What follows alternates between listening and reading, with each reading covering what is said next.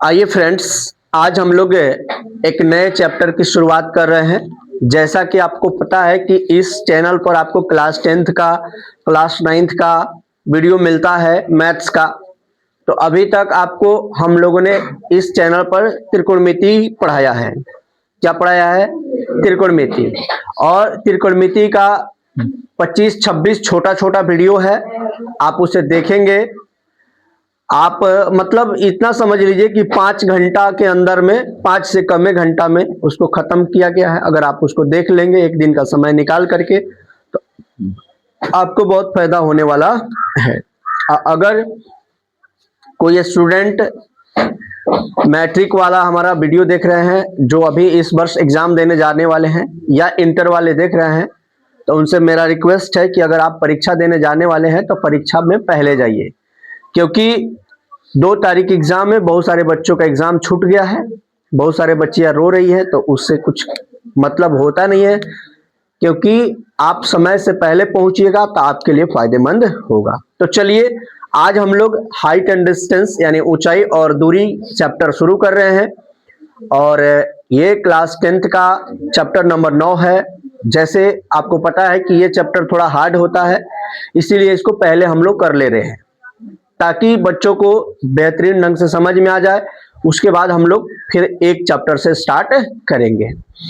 तो चलिए, आपके सामने लिखा हुआ है height and distance. High, high मतलब ऊंचा, ठीक है, एंड डिस्टेंस, ठीक है। अब बहुत सारे लोग कहेंगे कि हाइट का तो स्पेलिंग दूसरा होता है, ठीक है, तो वो भी होता है, लेकिन ये हाई यहां पर इसके लिए यूज हुआ है। बात समझ रहे हैं ना? तो चलिए, अब यहां पर देखिए, मैंने एक समकोण त्रिभुज बनाया है। ये त्रिकोणमिति का कुछ पार्ट आपके सामने दिख रहा होगा कि मैंने एक समकोण त्रिभुज बनाया, और उस समकोण त्रिभुज में जो लंब होता है यानी कि परपेंडिकुलर है, ठीक है इंग्लिश में। फिर यहाँ पर ये बेस है यानी आधार है, बेस आधार, और ये हो गया हमारा क्या? हाइपोटेनस। लेकिन आप याद रखिएगा कि जब यहाँ थीटा रहेगा, जब यहाँ थीटा रहेगा तबे ये परपेंडिकुलर होगा। यस या नो दोस्त? अब इस हिसाब से अब आप देखेंगे तो ये लंब हो गया, ये आधार हो गया, और ये, इसमें किसी को डाउट है? नहीं है, ठीक है। अब हम लोगों को यहां पर एक और पिक्चर देखना है। ये तो आपको समझ में आ गया कि कौन सा लंब है, कौन सा आधार है, कौन सा। अब कहेगा कि लंब के शीर्ष पर, चाहे किसी खंबे के शीर्ष पर, तो आपको समझ में आ जाएगा कि नहीं? मान लीजिए ये खंबा हो गया, इसके शीर्ष पर, शीर्ष यानी यहां पर, बात समझ रहे हो ना? चाहे कहेगा कि आधार के सीधी रेखा में, तो आधार से सीधी रेखा समझ में आ रहा है ना, इधर इधर समझ में आ रहा है ना? चाहे कहेगा सीढ़ी, तो सीढ़ी हाई हो सकता है कि हाई हो सकता है? सोच के बताइए तो, कौन हो सकता है सीढ़ी? सीढ़ी ये हो सकता है। क्लियर? बोलिए ना, डरिए नहीं, कोई बात नहीं है, वीडियो में आएगा तो क्या दिक्कत है। ये हो सकता है सीढ़ी, बात समझ रहे हो ना? इन सभी चीजों का चर्चा किया जाएगा। जैसे जिसको हम अभी लंब मान रहे हैं, कभी कभी इसको हम लोग क्या मानेंगे? वो लंब है तो वो लंबे रहेगा, समझ रहे हैं ना? अब थीटा आ गया है तो लंबे ना रहेगा। कभी कभी इसको हम लोग मीनार मानेंगे, कि कभी कभी इसको हम लोग चिमनी मानेंगे, कभी कभी खंबा मानेंगे, समझ रहे हैं ना? यानी कि ये जो लाइन है, इसे हम लोग कभी चिमनी मानेंगे, कभी खंबा मानेंगे। बात समझ रहे हो ना? यानी कि जिस बात पर प्रश्न कहेगा उस बात पर हम लोग काम करेंगे। समझ रहे हो ना? कितने लोग ये बात समझ में आए? अब ये नहीं कि आज लंब बता रहे हैं, कल चिमनी कहेगा तो ऐसे ही बनाएंगे, तो कहना सर चिमनी बना नहीं रहे हो, ये बना रहे हो, नहीं ना कहोगे ऐसा? हाँ, तो हम लोग उसको एक मानक के रूप में काम करें। क्लियर? किसी को दिक्कत है? चलिए आगे देखिए। अब यहां पर हमने पुनः एक पिक्चर ड्रॉ किया। पिक्चर देखिएगा यहां पर,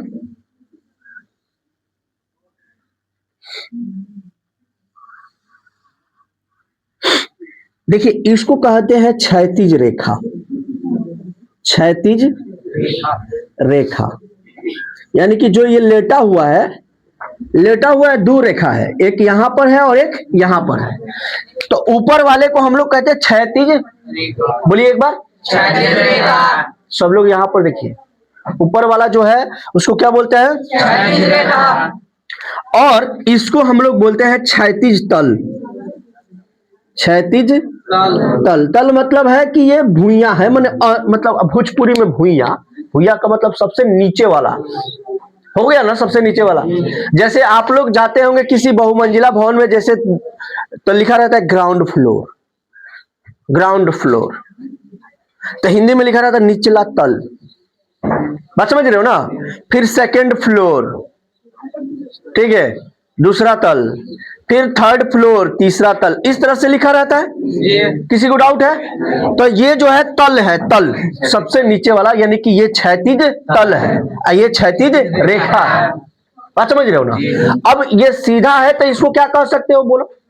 ऊर्ध्वाधर रेखा। वेरी गुड, ऊर्ध्वाधर रेखा, ऊर्ध्वाधर रेखा, क्लियर। यानी कि इसको, ये जो खड़ा है उसको हम लोग क्या बोल सकते हैं? ऊर्ध्वाधर रेखा। कुछ पॉइंट है जिसको समझ लोगे बस ये चैप्टर हाइट एंड डिस्टेंस आसान बन जाएगा। तो जो अभी समझा रहे हैं ये बेसिक पॉइंट्स है कि ये नीचे वाले को क्या कहेंगे, ये ऊपर। अब मान लीजिए कि यहां पर हम कोई ऑब्जेक्ट रख रहे हैं, ऑब्जेक्ट,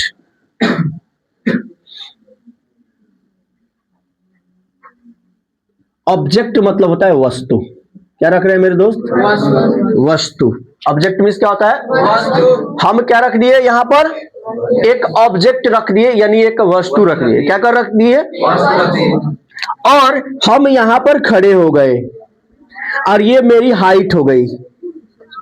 बात बुझा रहा है ना। जैसे अभी यहां पर देखिए, मैं यहां पर खड़ा हूं तो ये हमारा हाइट हो गया कि नहीं इतना। इसी तरह से यहां से ये जो मेरी है ये क्या है? नहीं नहीं नहीं, ये मेरी यहां से लेकर के यहां जो है ये मेरी हाइट के अकॉर्डिंग एक लाइन खींचा गया है, समझ रहे हो ना। वो क्षैतिज रेखा है, वो बात भूल जाइए आप। अब बस इतना समझिए कि मैंने बताया कि मैं यहां खड़ा हूं और मेरे हाइट के अकॉर्डिंग ये लाइन खींच दिया गया है, क्योंकि अब यहां से मैं नीचे भी देख सकता हूं और ऊपर भी देख सकता हूं। क्लियर? किसी को डाउट हुआ? अब देखिए यहां जो है मैं खड़ा हूं, मेरी आंखें यहां है, मेरा नेत्र क्या है? यहां है, और मैं यहां से इस वस्तु को देख रहा हूं। क्या कर रहा हूं? यहां से मैं इस वस्तु को क्या कर रहा हूं? बोलो, देख सकता हूं कि नहीं यहां से? तो ऐसे जब मैं देख रहा हूं इस वस्तु को, तो इसको हम बोलेंगे कौन सी रेखा? नहीं, दृष्टि रेखा। क्या बोलेंगे दोस्त? दृष्टि रेखा। अभी तो आपको यूनियन कोड में जाना ही नहीं है। दृष्टि रेखा क्या बोलेंगे इसको मेरे दोस्त? दृष्टि रेखा। यूनियन कोड में हम लेके चलेंगे, अभी बेचैन नहीं होइए। इसको हम क्या बोलेंगे? दृष्टि। मतलब हमारा आंख का लाइन वहीं पर न जा रहा है जी। अच्छा, मान लीजिए कि हम आपको यहां से देख रहे हैं तो हमारे आंखों से एक लाइन जा रहा होगा, यानी कि हमारा मतलब आपके शरीर का जो प्रकाश है और हमारे आंखों का जो प्रकाश है वो मैच कर रहा होगा, तभी ना आप देख रहे होंगे। तो उसी प्रकार से इस ऑब्जेक्ट को, यानी इस वस्तु को हमें देखने के लिए सबसे पहले हमें क्या करना पड़ेगा? अपनी आंखों से देखना, और एक लाइन बनेगा और वही लाइन उसको जाकर के क्या करता है? देखता है। इसीलिए यहाँ पे मैं हूं, ठीक है, तो मैं हूं तो इसका मतलब है कि ऑब्जर्वर, यानी ऑब्जर्वर का मतलब होता है प्रेक्षक। क्या बोलेंगे इसको दोस्त?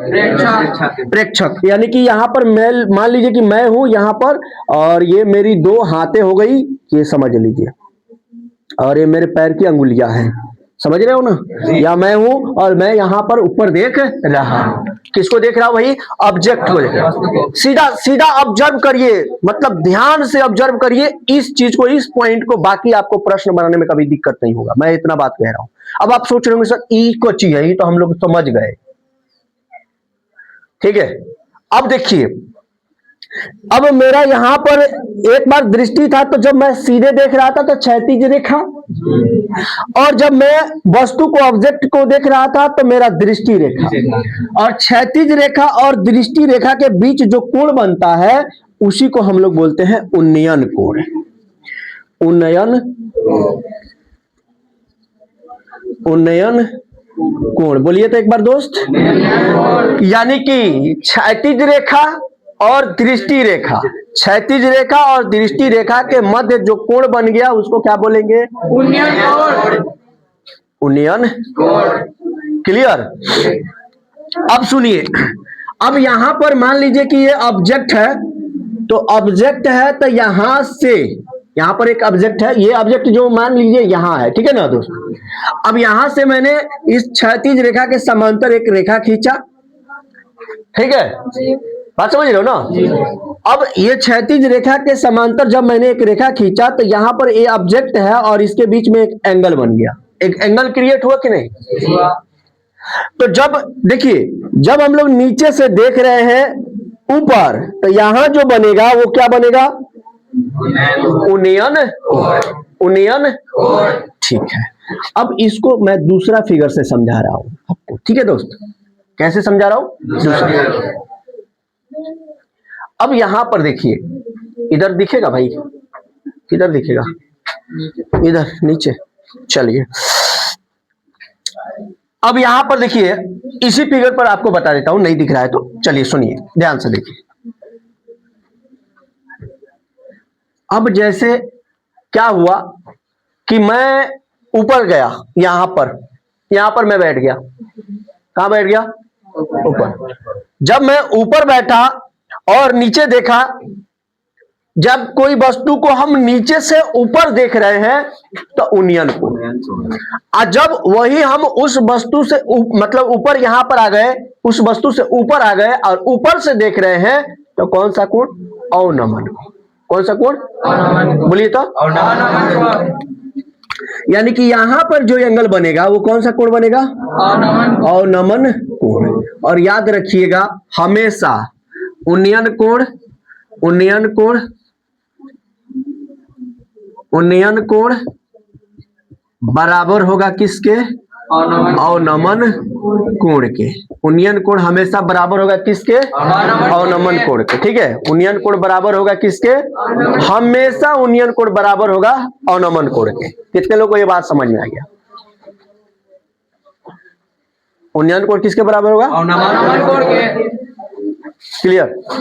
अब देखिए दोस्त, अब इसमें ये हाइपोटेनस, परपेंडिकुलर और आधार यानी बेस, इसको आप एक बार नोट कर लीजिए, फिर आगे बढ़ाते हैं हम। अब यहीं पर एक पिक्चर दूसरा ड्रॉ करेंगे और उससे आपको फिर से आगे बढ़ाएंगे। चलिए अब देखिए दोस्त, अब हम लोग थोड़ा सा आगे बढ़ते हैं। एक पिक्चर आपके सामने दिख रहा है, यहां पर देखिएगा, ये जो है, अब यहां पर एक ऑब्जेक्ट रखा हुआ है, बात समझ रहे हो ना। और यहां पर ऊपर एक हवाई जहाज या हेलीकॉप्टर क्या कर रहा है, उड़ रहा है। अब हवाई जहाज या हेलीकॉप्टर उड़ रहा है तो उसके अंदर कुछ लोग बैठे होंगे, बैठे होंगे कि नहीं। और जैसे लोग बैठे होंगे तो वो क्या हो गए, प्रेक्षक। क्या हो गए, ऑब्जर्वर हो गए कि नहीं, ठीक है।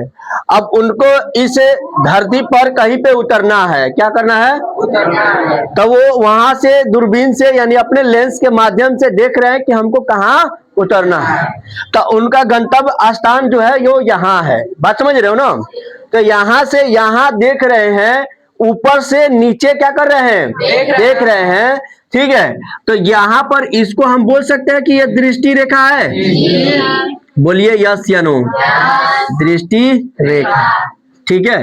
अब इसी पथ पर वो चल रहे हैं तो इसे हम बोल सकते हैं क्षैतिज रेखा, बोलिए ना, इसको क्या बोल सकते हैं, क्षैतिज रेखा, क्या बोल सकते हैं इसको, ठीक है। अब ध्यान से देखिएगा कि यहां पर जो है ये लाइन है और यहां पर उसकी रेखा है, दृष्टि रेखा, इसके बीच में एक एंगल बन रहा है, कि एंगल क्रिएट हो रहा है कि नहीं। इसको हम बोलते हैं क्या, अवनमन कोण, क्या बोलते हैं, ठीक है दोस्त। और यहां पर भी एक कोण बनता है, ठीक है ना। अगर हम नीचे से अभी थोड़ी देर पहले यहाँ पर बनाए है ना, देखिए यहाँ पर नीचे वाला जो कोण है उसको उन्नयन कोण और ऊपर वाला जो कोण है उसको अवनमन।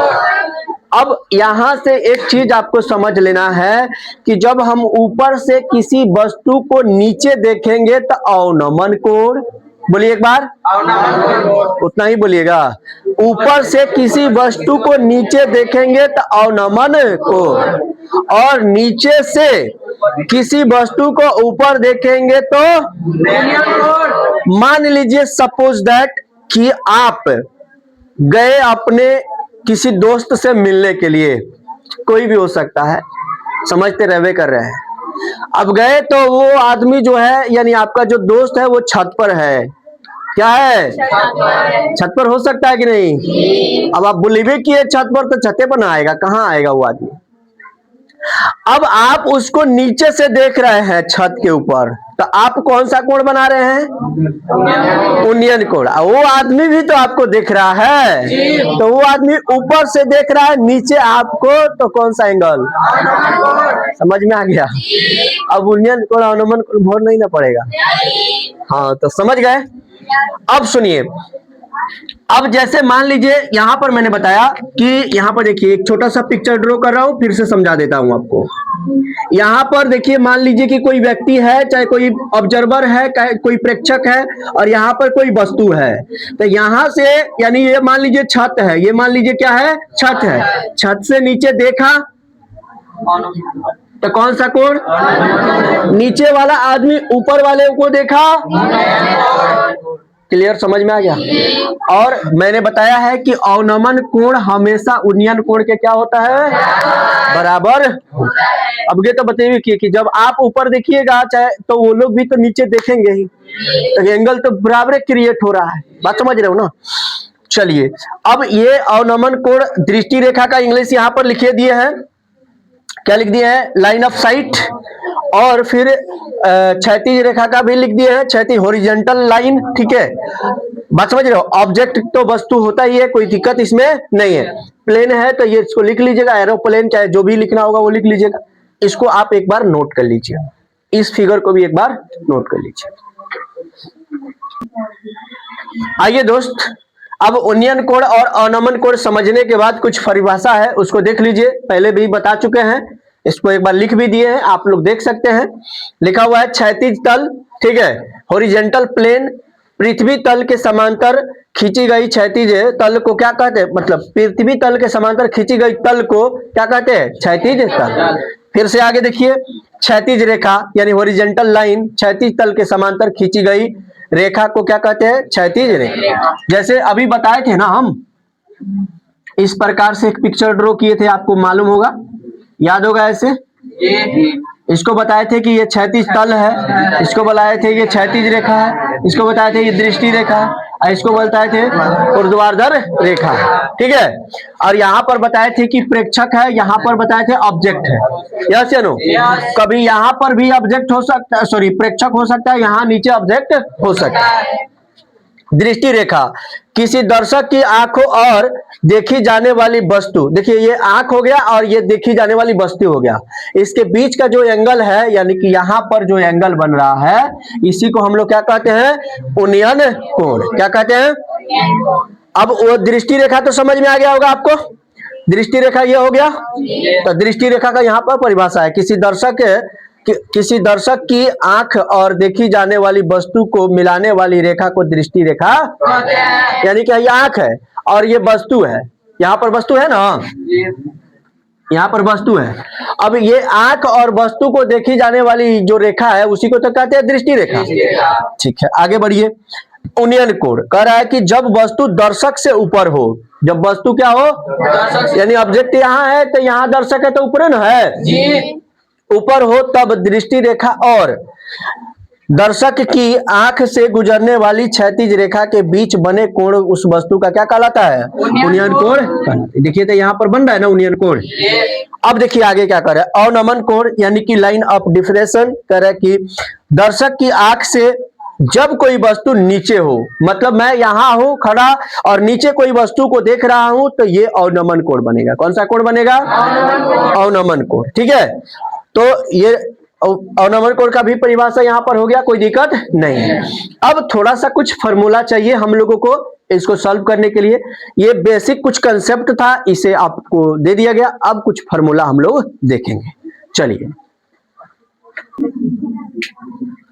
देखिए दोस्त, मात्र इतना ही को याद करना है हम लोगों को हाइट एंड डिस्टेंस के लिए, ठीक है। आपके सामने ये पिक्चर दिखा रहा हूं आपको।